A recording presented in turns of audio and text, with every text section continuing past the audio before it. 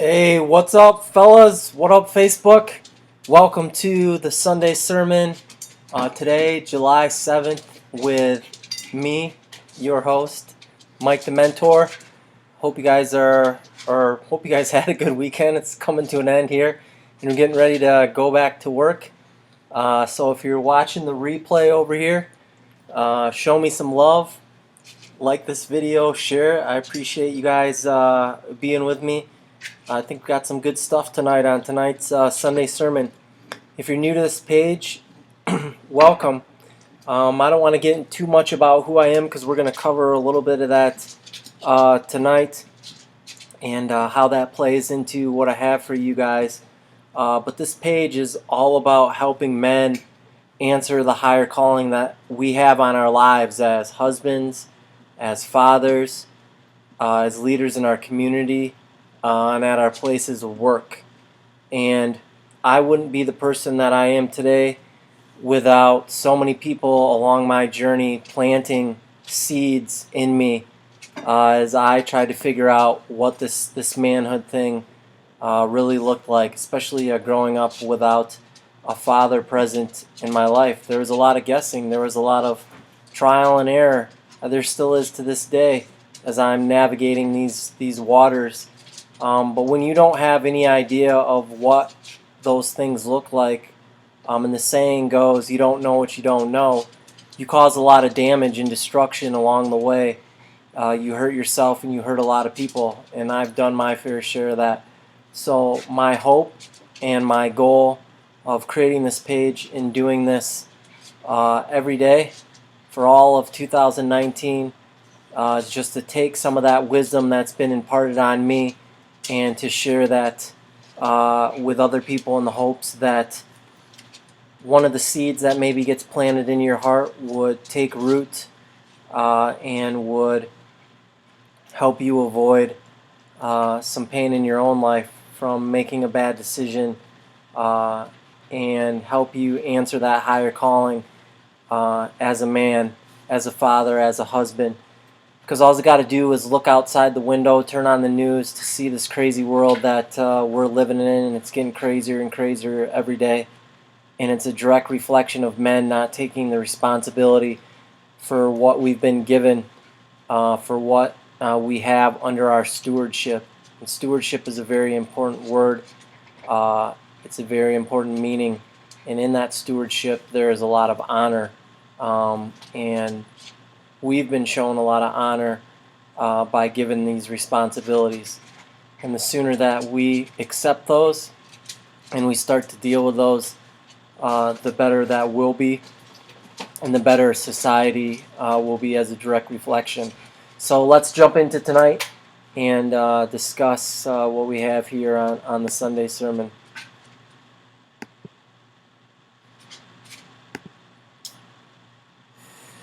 All right, episode 26, week 26. You can't handle the truth. Love this movie. A Few Good Men.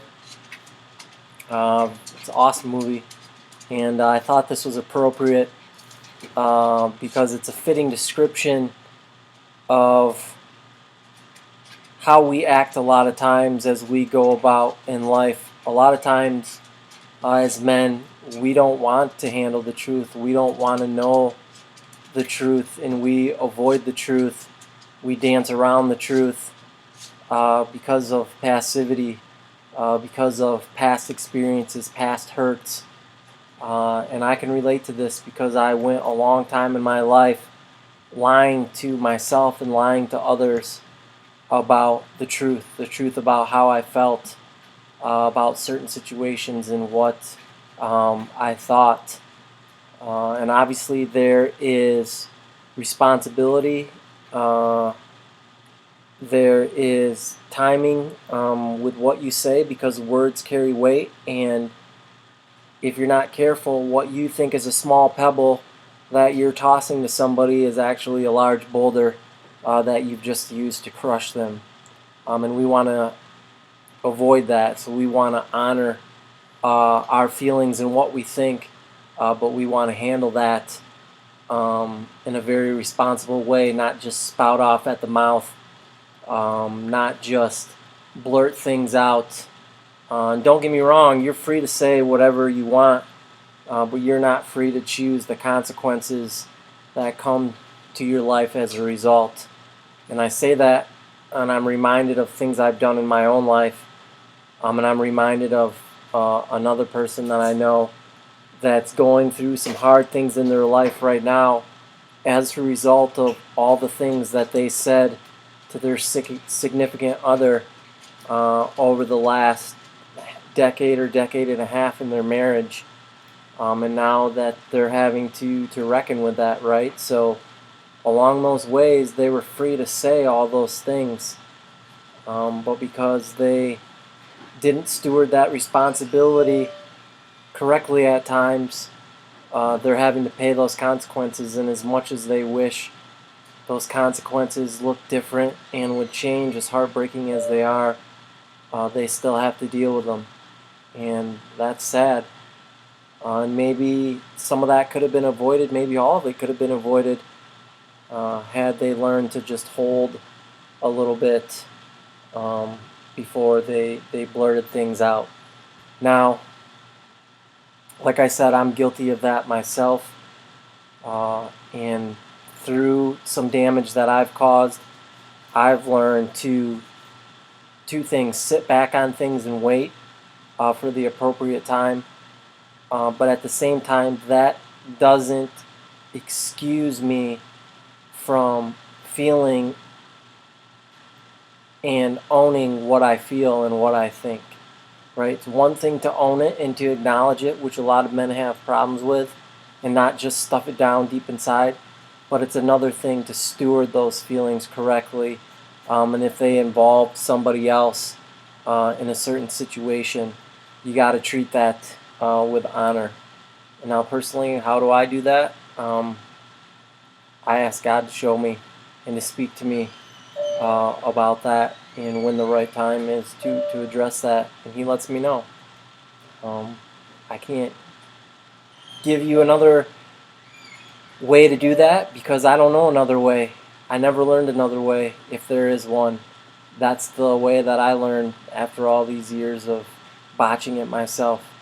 So let's jump into tonight's episode. You can't handle the truth, and get after this. So the truth about manhood is that men are called to accept responsibility, right? Accept responsibility in our marriage, accept responsibility in our parenting, accept responsibility in our community for what's going on, accept responsibility in our workplace. And that can look like a lot of different things. And this was very challenging for me in some aspects more than others growing up. So for those that have been along with me in this journey, this is going to be a quick recap, but for those who are new to this page and you're seeing this for the first time, this will give you an idea of my history and some of the things that I had to deal with as I learned to accept responsibility as a man. So growing up, we were extremely poor. My father was in and out of prison 3 times before the age of 10. Each time he got out, he would tell me, my brother, and my sister, who are both younger than me, and my mom, that he was never going back, that he was never going to put his family through that again. And he would break his word, and he would go back. And, the first time that happened, that he went in and then he came out, okay, maybe I don't know if at that age I was old enough to understand completely what that meant or to wrap my mind around it. But I'm a firm believer that, going back to the words that you say, subconsciously your mind picks things up and it holds on to those things.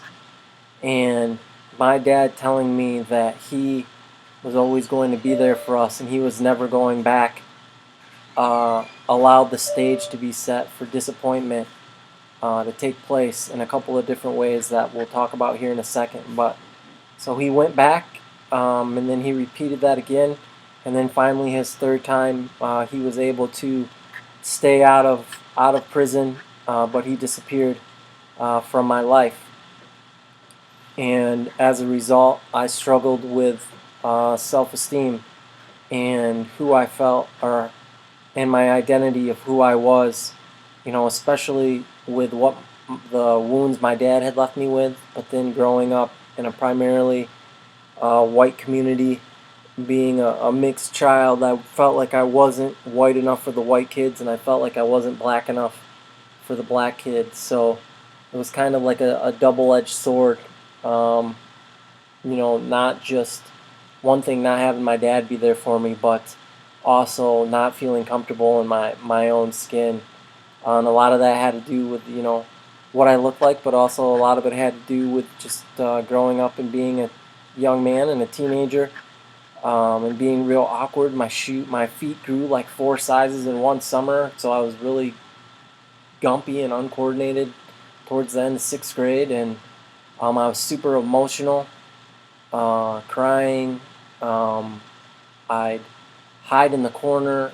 In my 6th grade classroom, there was this desk, the computer desk, and when we would have homework time, or the teacher wasn't teaching, I would take my headphones out of my desk and put them on, and I would sneak over to this desk, and I would pull the chair out, and I would crawl underneath the desk, and then pull the chair in behind me, and I'd just sit under there and be affected by the music that I was listening to, really, because those songs weren't doing me any good. But I would, think about the way that my life was, and just think about my dad and those type of things, and I would cry, um, and it hurt, and at times that would mean that I would have an outburst, and I would literally explode from underneath that desk, that computer desk, and run outside through the double doors out onto the playground, and I would just scream at the top of my lungs as loud as I could, because I didn't know how else to deal with the feelings that I felt. And I mean, kids would press their face up against the glass because they could obviously hear me, and look at me like I was crazy. And in that moment, I really didn't care, because it just felt so good to yell at the top of my lungs and get all this stuff out, or to try to get all this stuff out. I didn't know any other way. So that's what it was kind of like growing up, as a young man, as a teenager, and then with that identity piece and trying to heal these wounds that I felt from my father leaving me or not being there. I turned to different things, and the biggest thing I turned to was attention from girls. If I could get attention from girls for the moment, I would feel better about myself. And that attention led me to be very promiscuous at a young age. Something that, to be honest with you, I'm not proud of. Well, one of the biggest regrets that I have in my life. But I was trying to meet a healthy need in an unhealthy way. And I think we can all, at some point or another, relate to that, whether it's drugs, alcohol, pornography, adultery, you name it, right? We're all masking these feelings that we have going on inside. So at age 15, Dad came back, and he showed up at the house, and he was around for a couple weeks, and I was pumped, right? My dad was there. He was, going to watch me play basketball on the upcoming season. He's going to be able to watch me play football once school started back up. We were finally going to be this family, something that I always wanted my whole life. And it's interesting, like, coming from a broken family, like, how you just have this innate desire to want to have a whole family, want to have both parents there, want to be a part of a loving family, and see that relationship. And I don't know if that's because of what society presents or what, but it's just this urge inside of us to have those things. No one wants to come from a broken home. No one wants to experience divorce. No one wants to experience abandonment by any of their their parents. And it's such a strong desire. It's the core desire that I think that every person has deep inside of them, and that's to be chosen. And I've talked about that a lot of times. So Dad's back on the scene, but that shortly ended because him and my mom got into a huge fight. I woke up to a loud crash, ran upstairs, and saw my dad out in the front yard with his shirt ripped off, high as a kite, screaming obscenities at my mom. And he had picked up a pretty large rock, about the size of a nice sized watermelon, and threw it through the front window of our front door. So my mom had no choice but to call the police, and that scared him enough, and he got in his truck and he drove off into the sunset, so to speak. And he was a ghost again.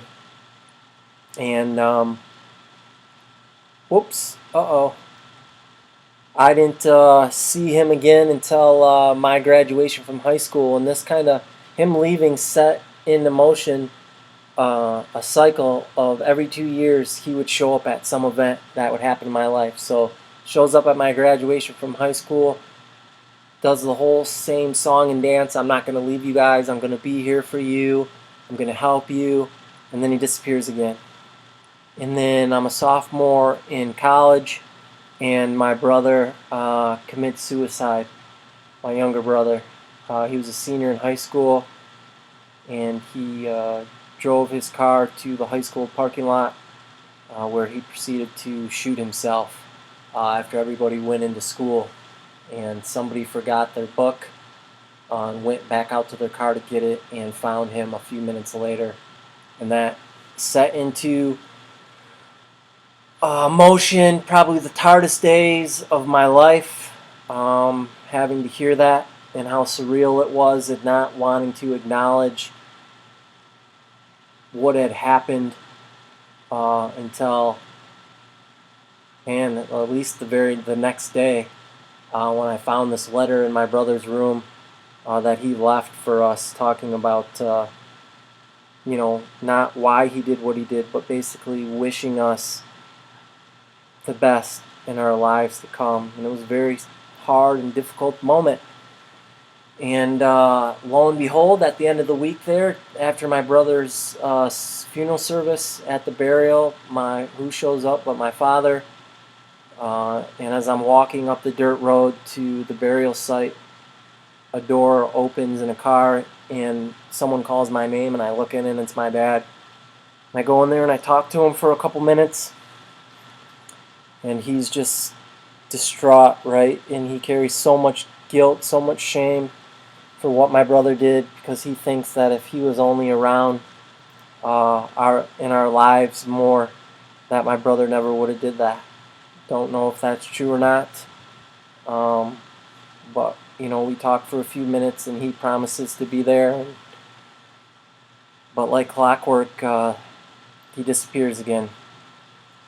And then I don't see him for another 2 years until I'm graduating from college, and I get a phone call the day before, and it's my dad, and he's telling me how proud he is of me, and he's going to be there. But when I see him, not to be scared. And then he goes on and says some other words, and as my mind comes to process what he just said, I stop him and ask him, "What do you mean, don't be scared when I see you?" And that's when he tells me he has stage 4 liver cancer, and the doctors don't know how much longer he has to live. And he doesn't look, as a result, he doesn't look anything like the last time I saw him.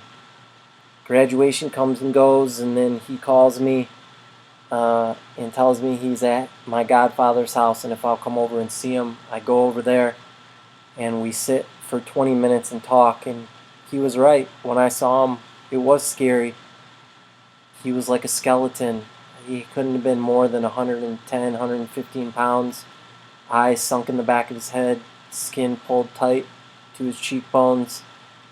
And he was a very young-looking father the last time I saw him, always in decent shape. And now he aged 100 years overnight, or what it seemed like. And Everything inside of me wanted to just rip him a new one for him leaving me, or leaving us, and never keeping his word. But, that wasn't the right time. So I just listened to what he said, and we talked, and we hugged, and I thank God that I got a last chance to tell my dad that I loved him. And I got to hear him tell me that he loved me, and he died shortly after that. And that was another hard moment in my life, as I had to come to grips with the person that was in the box knew nothing about me. They didn't know what I liked to do. They didn't know what my favorite color was. They didn't know what my favorite food was. I mean, they barely knew anything about me. And as I sat there at the funeral crying in my lap and getting angry and angrier as these visions of my life flashed in my head, and what few memories I had of him with us, inside, I just kept telling myself, this guy knows nothing about me. This guy knows nothing about me. And that's when I heard the audible voice of God whisper in my ear, I know everything about you, son. And it was a crazy moment. All the anger left me. All the resentment that I had towards him. All the hurt that I was feeling went away. And I was overcome with peace. I was overcome with joy. It's really indescribable. I was a sopping, upset mess to a completely calm and happy person in the matter of a few seconds. So dealing with all of that, right, as I gave you that short little snapshot of the first 23 years of my life, left me with a lot of wounds. And through all these 23 years, I constantly felt rejected over and over by my dad, as he would come, make promises, and then he would leave. This person who was supposed to be there for me, this person who was supposed to take care of me, this person who was supposed to teach me all these things in life. I dealt with abandonment, huge issues of abandonment that played out in my life in a lot of different ways. I had huge trust issues towards men, constantly watching and observing. Would they walk the walk, not just talk the talk? Did their actions match up with their words? I may have not have said anything, but I was extremely observant. If I got mad enough, you best believe I would say something, because that's just my nature. But I was always observant, very observant, soaking it all up. And I struggled with self-esteem. Like I said before, how I felt about myself, what I looked like. Why would my dad not want anything to do with me? What was wrong with me? What did I not have that other boys had? Why did other fathers seem to love their sons so much, seem to come to all their games, seem to always be there at all these events? And I was always the son who had to walk out on the field without his father on Parents' Day. Those type of things. And as a result, I lied to myself and I lied to others about my true feelings in order to control people and to control situations. Because I had figured that if I didn't acknowledge my true feelings and masked them and buried them, that I could then please people, even if I was disappointed in them, say that it didn't matter, say that I didn't care, and that then they, because I wasn't hurting them or I wasn't being real with them, and I wasn't doing something to push them away, they would have no reason to leave me. And through another encounter with God and Him showing me this, He woke me up to this realization that I was manipulating and controlling people by doing this. But the truth of the matter is that I can't control people. Everyone has their own free will, and it didn't matter how good I was to somebody, how much I bent over backwards, how much I pushed my feelings aside, that at any time they could choose to leave, and there was nothing I could do to stop them. And that was a huge realization for me to come to. So where does all this take us? There was two realizations that I had to make in processing all of this. The first one is my dad not being in my life was not my fault. And I had to forgive myself for this, for carrying those feelings and believing that lie for so many years in my life. That I was the one that was unworthy, that I was the one that was unlovable, that I was the one that made my father leave. And that wasn't easy. In fact, it was extremely hard. But the freedom that came from forgiving myself and coming to this realization was one of the most empowering things that I've ever had happen to me in my entire life. By making that choice, by making that declaration.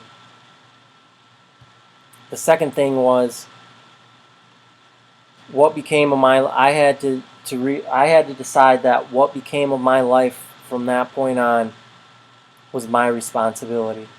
And this wasn't just a static point. I'm talking about throughout my entire life up until that point, not just at that moment. To say it simpler, like I had a choice. I didn't have a choice of the situation that I was dealt. I didn't have a choice of the things that happened to me, but I had a choice on how I was going to react to those things. And that reaction was my responsibility. And I could choose to be bitter. I could choose to be an a-hole. I could choose to be a jerk. I could choose all these things. But what good would that do for me? What kind of life would that give me? I didn't want that kind of life. I wanted to be a better father than my dad. I wanted to be a better husband than my dad. I wanted to be a better person than my dad. And all I knew going through all that was in order for me to do that, I had to do the things that I had to do the things. How do I say this? I just had to, oh my gosh, I can't even explain this. In order to do that, I learned from my dad all the things what not to do, if that makes sense. Hopefully that did, because I'm having a hard time saying this. Right? And I had to do the opposite. And I had to work at those things. Because some of those things were in me. The womanizing, the lying, the manipulating. And it's not easy to face those things or to acknowledge those things. Especially when we're under the delusion that they're giving us pleasure. Or they're bringing something of value to our lives. And in the short run, they are. But in the long run, they're just leading us towards destruction. So, thinking back on all this stuff, all this stuff that happened to me in the first 23 years of my life, 4 things helped me take responsibility and change my life. The first thing is I had to figure out who my real friends were. And my grandpa pounded this into my head growing up. And that's real friends tell you what you need to hear, not what you want to hear. and apparently I don't know why that last part is on there. Um, but you know, looking back, a big thing that made a difference in my life, from my life not spiraling out of control, uh, that helped me, is I was very fortunate to have really good friends growing up. I had the opportunity to have some bad friends, but because of this saying that my grandpa would always drill in my head, you know, I could spot the BS right away. And I had enough drama going on at home and the stuff that I was dealing with and my own problems that I was causing as a result, uh, that I didn't need BS. I didn't need fakeness. I needed people who were kept it real in my life. And there was three guys that constantly kept it real in my life and weren't afraid to tell me what I needed to hear, despite how they thought I might have took it. And that was huge. The second thing is the most successful people in life, sports, business, whatever category you think about, have coaches and mentors. Someone who can help you see your blind spots. Someone who will speak truth and encouragement into your life. Someone who will be open and vulnerable with you.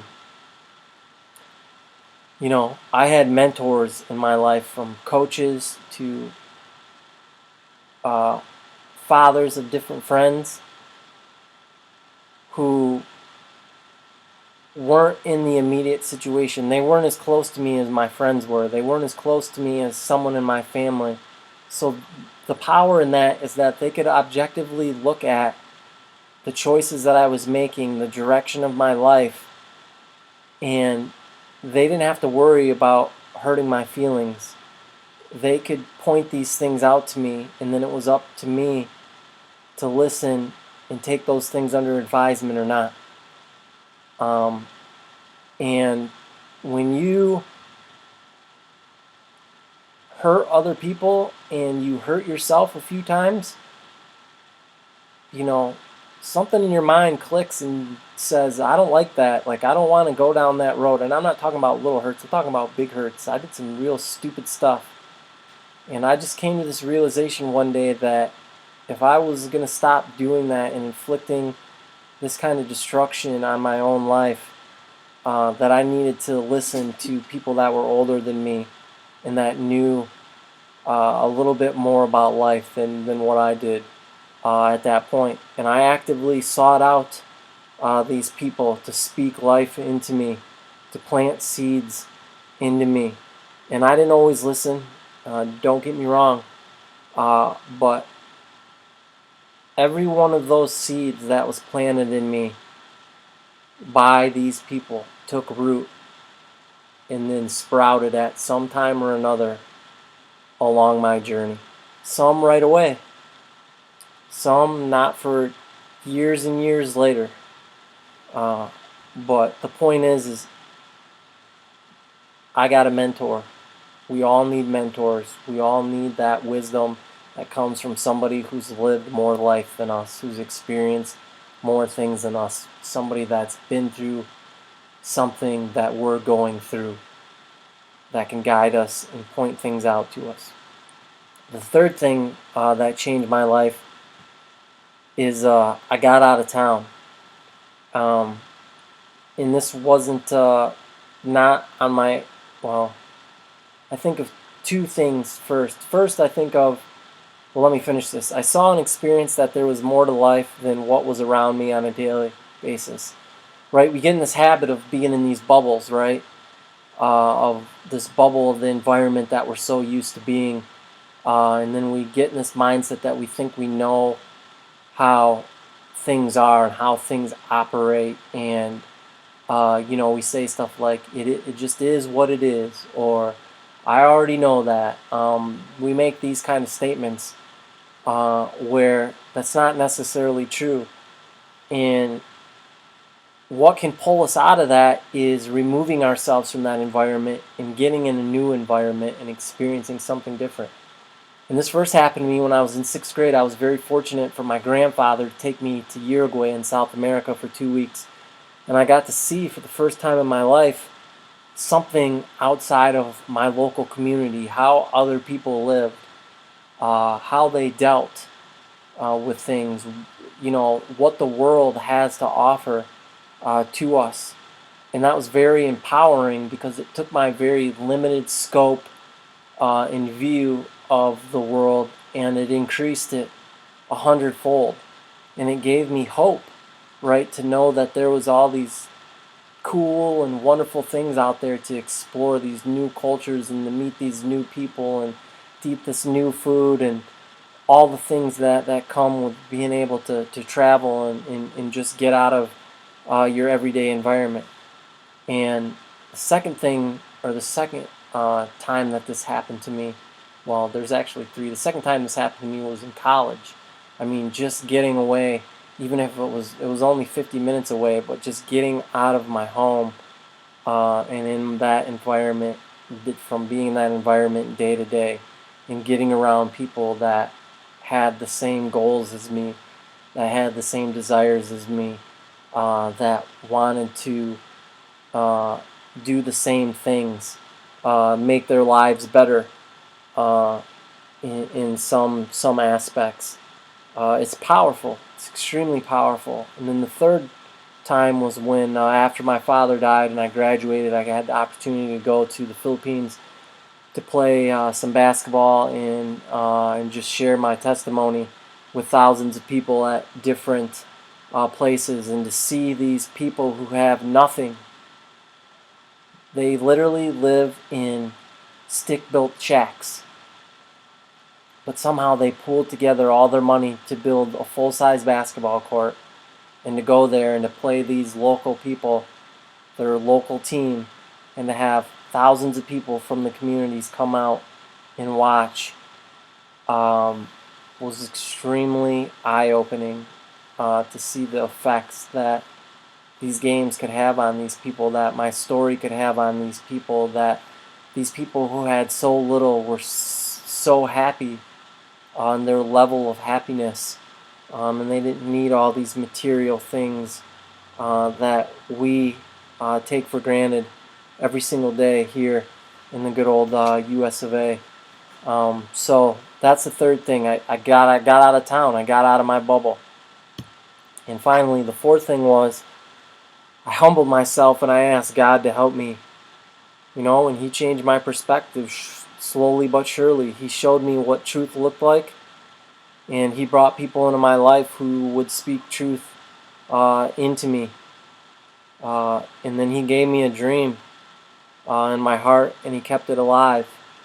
And that dream at that time was to play basketball. First it was to play basketball in high school, then it was to play basketball in college, then it was to play basketball after that. And a lot of people have a lot of different dreams for a lot of different reasons. But basketball, literally, saved my life. If I didn't have basketball growing up, I don't know, I probably would have been in jail. I probably would have self-destructed. I probably would have maybe even, who knows, committed suicide. I mean, basketball was a serious lifeline for me because it allowed me an escape. It allowed me to go out there and to just forget about all the problems that I had at home, everything that was going on. And for those 40 minutes or for those hours that I just played by myself at the park, I was able to process these feelings and process different things God was speaking to me about, whether I realized it or not. And it was very therapeutic, And a lot of people, they play for the jersey. A lot of people, they play to win. They play to set records and be the man. I played to stay alive, and I don't know how else to say it other than that. So, yeah. So that's it for tonight's Sunday sermon. I hope that you guys got something out of this tonight, that something spoke to your heart, that something clicked in your mind, and maybe gave you just a little bit of different perspective. The main takeaway from this tonight is like I hound and I beat this dead horse, is that you gotta stop lying to yourself and lying to others about what you think and how you feel. I mean, that's the root. That's the root of all this stuff. It all comes down to that. And once you're willing to acknowledge that, and then once you're willing to take the steps to move forward and address that, the amount of freedom that you feel in your life grows exponentially. So, yeah, I love you guys. If you need anything, if you're struggling with anything, if you just need to get something off your chest and you don't have somebody safe to go to that's going to honor you and just listen and allow you to express that, I'm here for you. Send me a DM. If you got my number, give me a call. I'd be happy to take a couple minutes out of my day to sit and listen to you. It's the least I could do, because I know that could literally be the difference between you changing your life for the better or changing your life for the worse. I've been there. So that's my story, and I'm sticking to it. I love you guys, and have a good night. See you tomorrow for My Life Monday. Peace.